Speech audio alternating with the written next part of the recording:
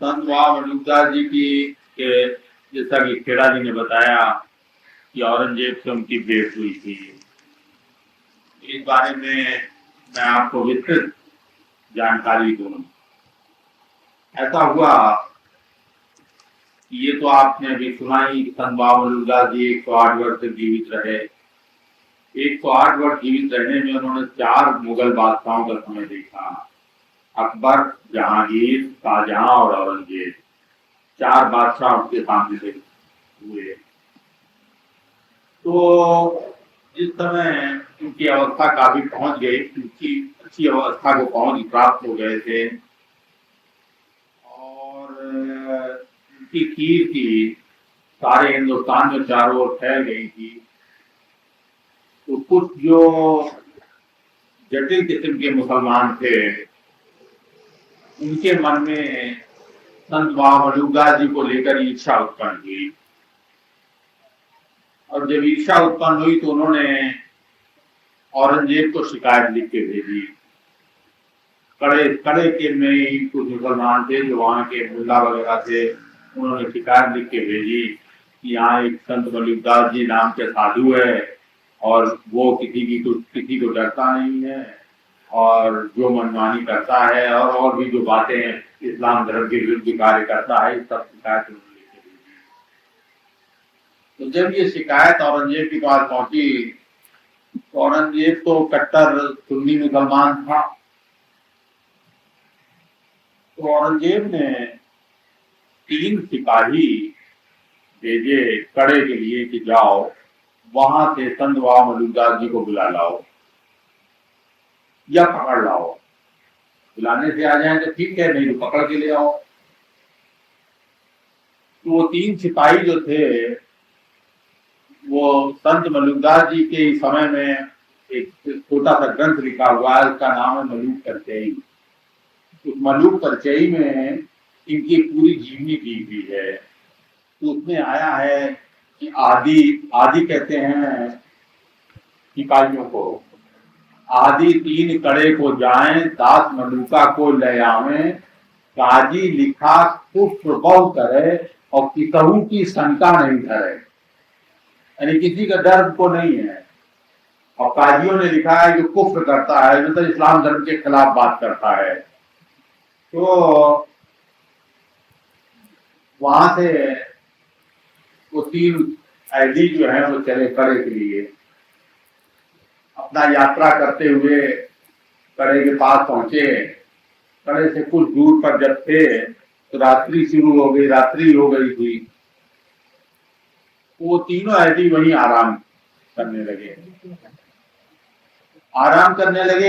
तो रात के समय तीनों आपस में बात करते हैं कि कल सुबह हम कड़े पहुंच जाएंगे। तो वहां पहुंचने पर हम संत बाबा बलुकदास जी से कहेंगे चलने के लिए, अगर न चले तो क्या होगा? अरे संत है, उन्होंने ना ही कर दिया, जाओ, नहीं जाते तो हम क्या करेंगे? तो उसमें से जो 2 सिपाही थे उन्होंने ये निश्चय किया, अगर उन्होंने मना कर दिया चलने से,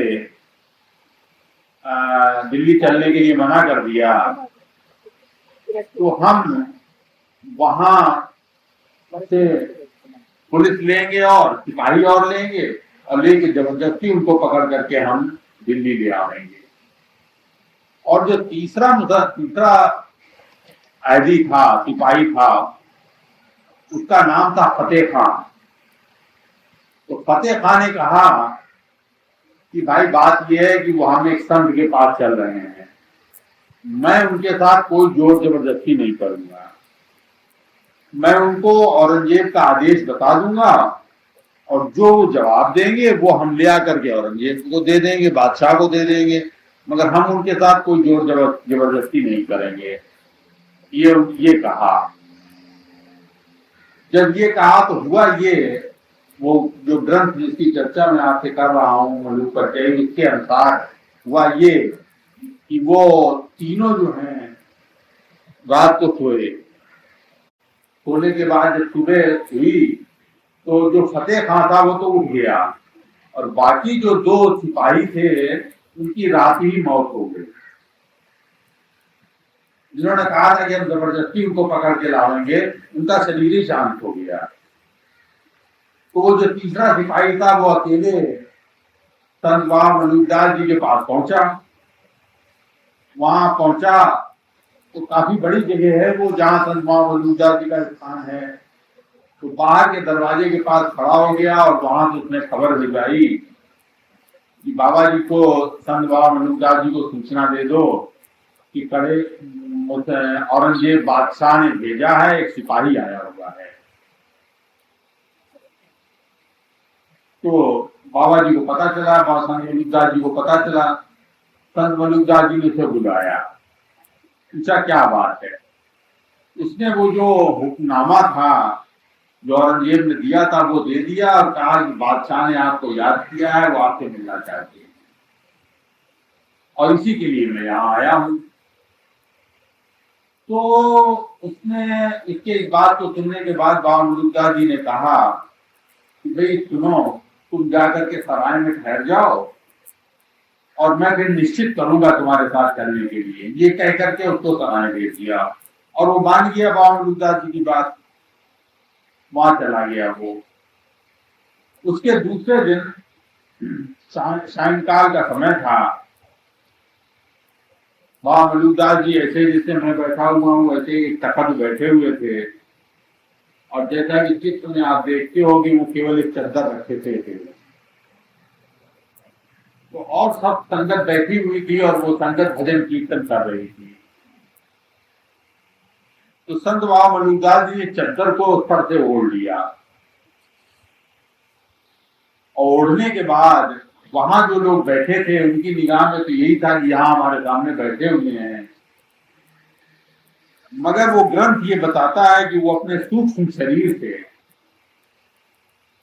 दिल्ली पहुंच गए। अब ये बात सहज ही विश्वास करने योग्य नहीं हो सकती, क्योंकि ये बड़ी गहरी गूढ़ आध्यात्मिक बात है। यद्यप इसके प्रमाण कई मिल चुके हैं कि एक आदमी एक ही समय पर कई जगह दिखलाई किया है, 2 जगह दिखलाई किया है, इसके प्रमाण मिले हैं कई, मगर उसकी चर्चा हम नहीं करेंगे, वो लंबा विषय है। और हम रात को हमारे यहाँ जो शवासन की साधना होती है उसमें भी मैं सूक्ष्म शरीर की यात्रा की साधना करवाता हूँ कि अपने सूक्ष्म शरीर को बाहर निकाल दो और उसको कहीं भेज दो किसी पवित्र स्थान पर, वहां भेज करके उसे वहीं पर भजन करवाओ। इस तरीके की साधना करवाता हूँ मैं रात को। अगर आप विश्वास कर लो कि ऐसा हुआ है, बस इतना ही काफी है, उसके लिए कोई प्रमाण नहीं दिया जा सकता। संत मलूकदास जी जो है वो दिल्ली पहुंच गए औरंगजेब के पास। औरंगजेब उस समय रनिवास में था जहां रानियां रहती थी। अब जहां रनिवास था वहां पर कोई भी पुरुष जा नहीं सकता था। औरंगजेब का जो वहां प्रबंध था, जो उस प्रबंध के अनुसार कोई भी पुरुष वहां जा नहीं सकता था। तो जब औरंगजेब ने देखा कि सफेद वस्त्र पहने कोई पुरुष यहाँ चला आ रहा है, तो वो कनीज कहते हैं नौकरानियों को, जो नौकरानियां होती हैं बादशाहों क्या, उनको कनीज कहते हैं। तो वो नौकरानियां जो थी वो उनके ऊपर बिगड़ा कि तुम देख नहीं रही हो कि एक पुरुष जो है, एक आदमी जो है वो जनान खाने में घुसा चला आ रहा है। तो उनके ऊपर औरंगजेब बिगड़ा। तो बादशाह औरंगजेब की इस बात को बाबा मलूकदास जी ने भी सुना और सुनने के बाद उन्हीं ने जवाब दिया कि अरे बादशाह, जिस रास्ते से होकर के मैं आया हूं उसे तो तू नहीं रोक सकता। ये जो तेरी नौकरानियां, इनमें क्या हिम्मत है कि ये रोके?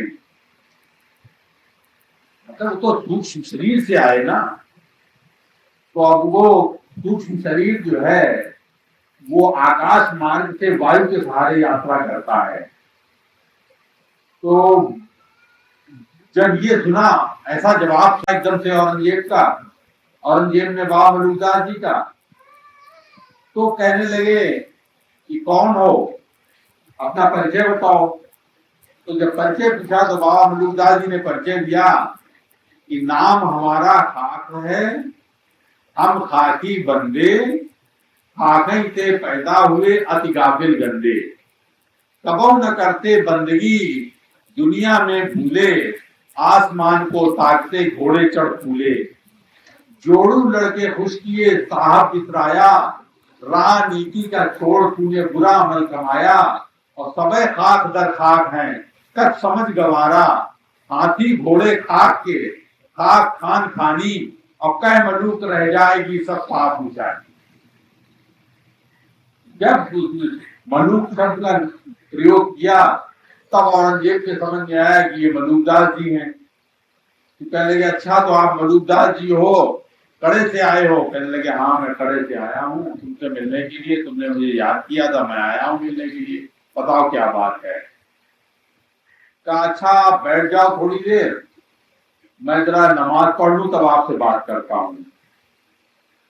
तो वो एक पत्थर था, उस पत्थर के ऊपर बाबा मलूकदास जी को बैठा दिया और कुएं के ऊपर चद्दर बिछा करके उसको पत्थर से दबवा करके औरंगजेब उसी पर नमाज पढ़ने लगा।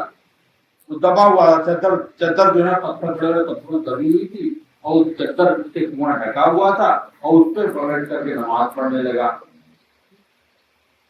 तो अच्छा ये इस घटना की चर्चा एक किताब है तवारीखे कड़ामानी फूल, उर्दू में लिखी हुई है, वो काफी मोटी किताब है और आज से करीब 60-70 साल पहले की है, बल्कि और ज्यादा की होगी, उसमें भी इसकी चर्चा आई है। तो बाबा मलूकदास जी ने जब वो औरंगजेब अपना नमाज पढ़ चुका तो नमाज पढ़ने के बाद बैठ गया तो बाबा मलूकदास जी ने कहा कि औरंगजेब बादशाह तुमने तो अपने खुदा को याद कर लिया है, मैं भी अपने ईश्वर को याद कर लूं। तो औरंगजेब ने कहा याद कर लो। तो बाबा मलूकदास जी ने क्या किया कि वो जो चद्दर कुएं के ऊपर बिछी हुई थी उसको हटा करके एक किनारे रख दिया और बीच कुएं में बिना किसी उसके खड़े हो गए, खड़े होकर के प्रार्थना करने लगे परमात्मा से। अब ये दृश्य जब औरंगजेब ने देखा तो चकित तो हुआ, मगर वो इतना अभिमानी था, इस्लाम धर्म का इतना कट्टर मानने वाला था, उसने इसे भी पूरी तरीके से मार तो नहीं दिया। बाबा मलूकदास जी ने प्रार्थना की, प्रार्थना करने के बाद आगे बैठ गए। बैठने के बाद औरंगजेब ने कहा कि क्यों आप मानते हो हिंदू मुसलमान में भेद है कि नहीं है? तो बाबा जी ने कहा नहीं, कोई फकीर कैसे मानेगा? फकीर बाबा मलूकदास जी ने तो खुद एक उनका पद है कि तेरा मैं दीदार दीवाना, तेरा मैं दीदार दीवाना, घड़ी घड़ी तुझे देखा चाहूं सुन साहब रहमाना, तेरा मैं दीदार दीवाना। अब रहमाना शब्द ये मुसलमानों का है, मुसलमान धर्म के ऊपर बोल रहे हैं। तेरा मैं दीदार दीवाना, घड़ी घड़ी तुझे देखा चाहूं सुन साहब रहमाना, तेरा मैं दीदार दीवाना। तो बाबा मलूकदास जी की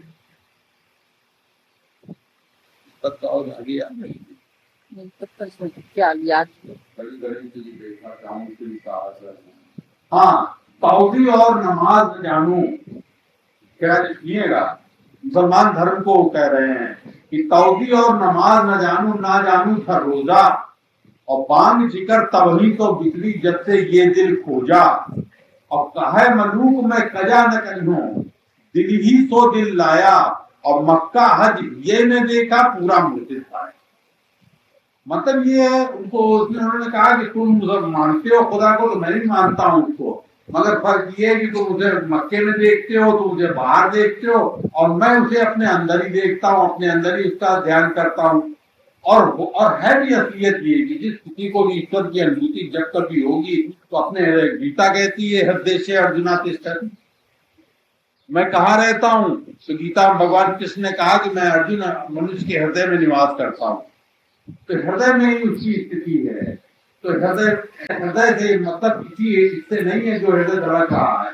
आध्यात्मिक हृदय जो है वो आकाश, हृदय आकाश कहते हैं उसे, वो ऊपर तक फैला हुआ है, वही उसका दर्शन होते हैं। दर्शन होने का क्या है, दर्शन की भी शब्द अच्छा नहीं है। सही बात तो ये है कि जब कोई परमात्मा को देख लेता है तो परमात्मा मय हो जाता है, वही जाने, जैसे रामायण में कहा, वही जाने जे देव जनाई और जानत तुम्हें तुम्हें हो जाए। जैसे ही कोई जान लेगा उस परमात्मा को तो परमात्मा ही हो जाएगा, परमात्मा के समान भी नहीं, परमात्मा ही हो जाएगा।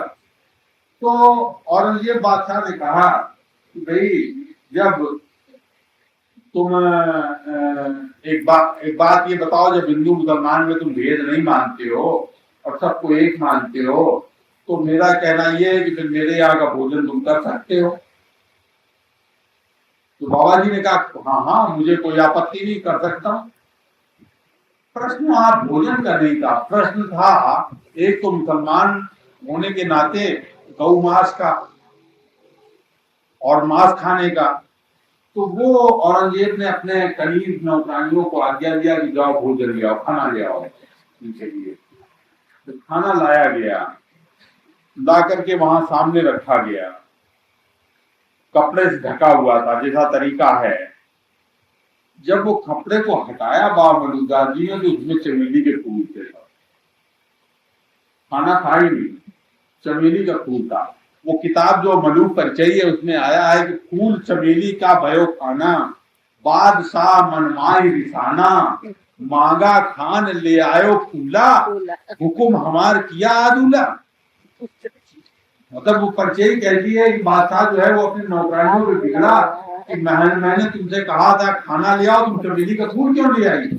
और नौकरानियां बेचारी क्या करें, उनको क्या पता कि क्या क्या बात है। तो वो सब चुपचाप खड़ी रही। तो बादशाह को ये शक हुआ कि शायद ये कोई जादूगर है और अपने जादू के जोर से ये सब ऐसा कर लेता है। तो बादशाह ने कहा कि अच्छा अपने कनीजियों का तुम लोग रहने दो, मैं खुद खाना लाऊंगा। तो खुद गया और जाकर के खाना लेकर के आया, और खाना लेकर के आया और आकर के उसने संत मलुकदास जी के सामने रखा।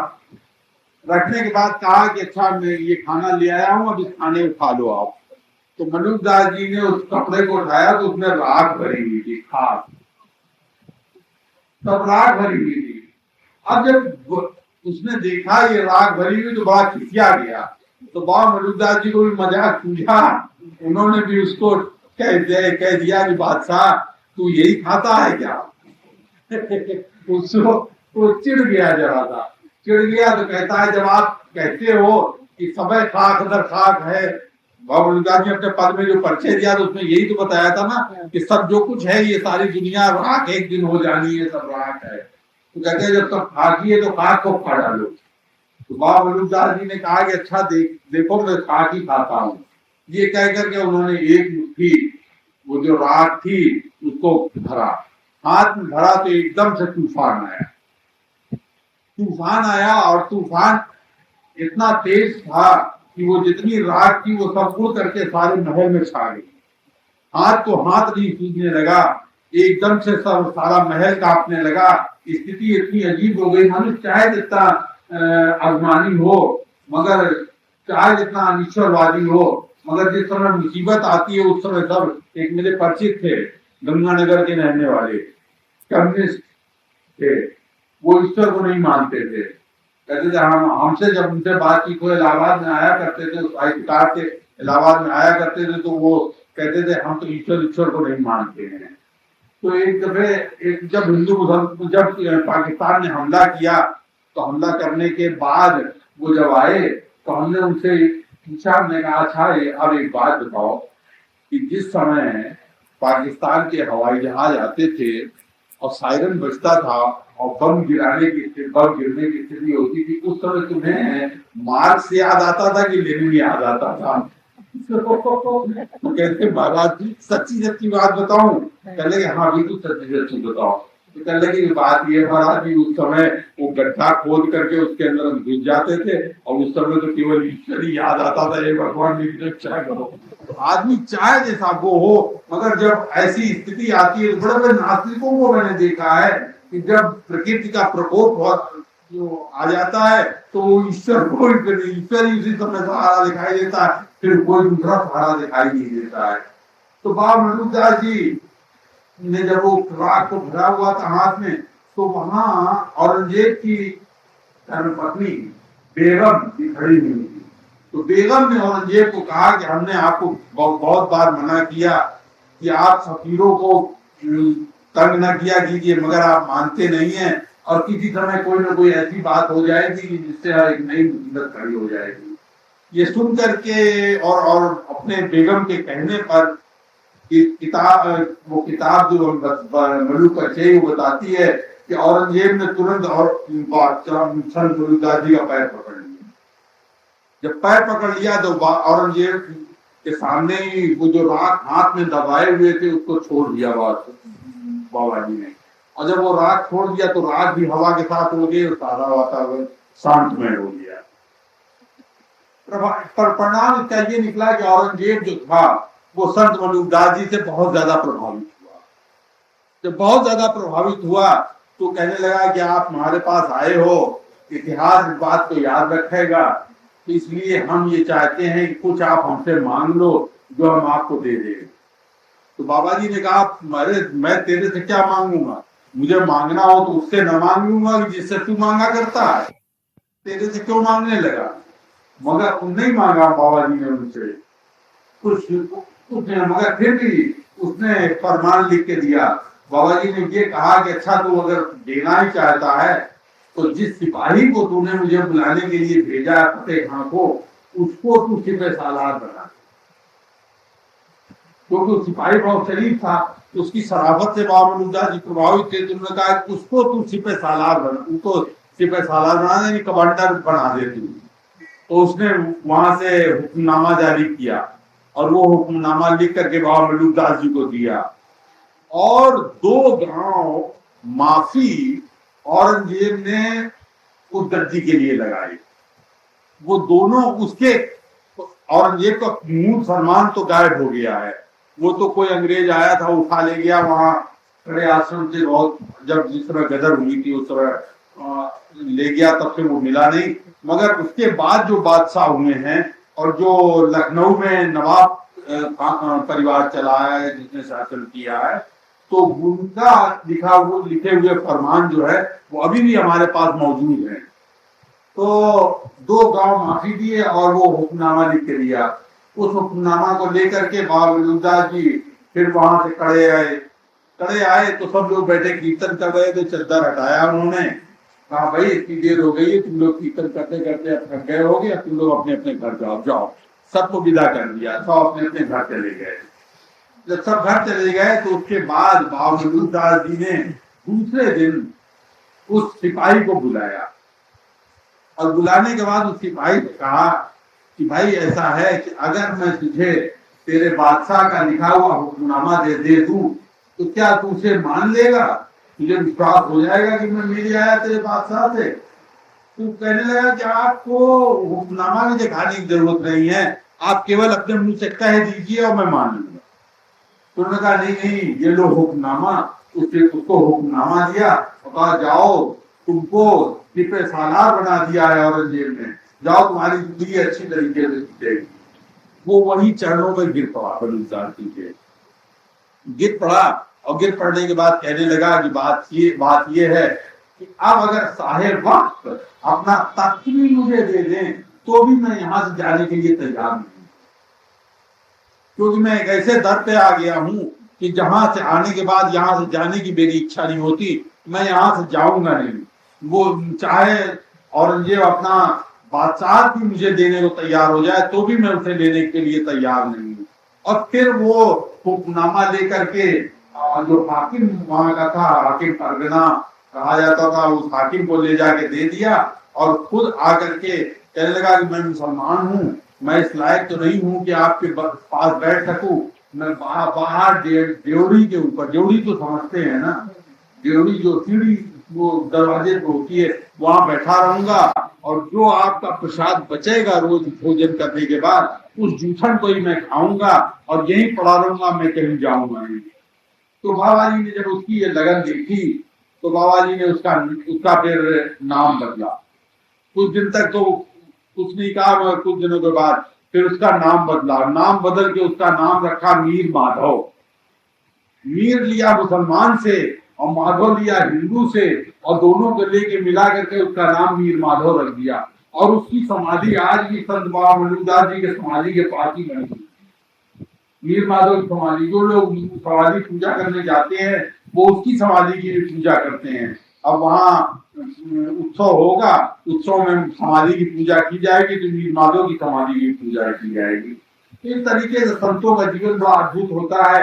ये तो उनके जीवन की एक घटनाएं हैं, ऐसी अनेकों घटनाएं हैं उनके जीवन में घटी हैं, जिसकी वजह से उनकी कीर्ति बहुत दूर दूर। अब उस समय इतनी दूर जगन्नाथपुरी में और मद्रास की ओर श्रीकाकुलम एक जगह है, वहां मैं खुद देख के आया हूँ, उनका आश्रम बना हुआ है। दूर दूर उन्होंने आश्रम बनवाए, आश्रम उनके बने और बड़े अच्छे अच्छे स्थान उन्होंने बनवाए और धर्म का प्रचार किया।